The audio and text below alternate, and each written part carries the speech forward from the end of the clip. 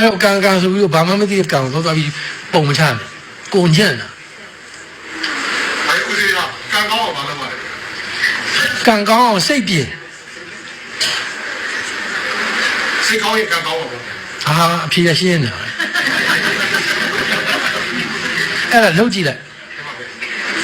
ကံကောင်းရင်စိတ်ကောင်းမယ်စိတ်ကောင်းရင်ကံကောင်းမယ်ဒါဗုဒ္ဓဘာသာအစစ်ရဲ့အဓိပ္ပာယ်ဘာလဲဆိုကံကံကြီးအကျိုးမယုံရင်ဗုဒ္ဓဘာသာမဖြစ်ဘူးတဲ့အဲ့တော့ကံကံကြီးအကျိုးကိုခင်ဗျားယုံရင်အဲ့ကံကောင်းအောင်လုပ်စေတနာဒီကံလို့ကြောင်းပါတယ်စေတနာဆိုတာတိုက်တွန်းလှုပ်ဆော်တဲ့အဓိပ္ပာယ်ဟိုသူများဘာညာနဲ့ရောဒါလေးယူလိုက်ကွာဆိုအဲ့ဒီစေတနာမဟုတ်ဘူးစေတနာရဲ့အဓိပ္ပာယ်ကခင်ဗျားဘာလုပ်ချင်လဲလုပ်ချင်တာနဲ့သူကဆုံးဖြတ်လိုက်တာနဲ့လုပ်တော့အဲ့လိုအနောက်ကနေလှုပ်ဆော်တဲ့စိတ်ကစေတနာခေါ်တယ်အဲ့ဒီစေတနာဆိုတဲ့စိတ်ကနေရာတိုင်းမှာအသုံးဝင်တယ်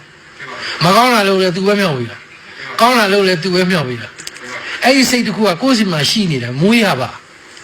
စေတနာဆိုတဲ့စိတ်ကအဲ့ဒီစိတ်ကိုကိုယ့်ပဲပါအောင်တကကြီးစီယုံထားနိုင်ရင်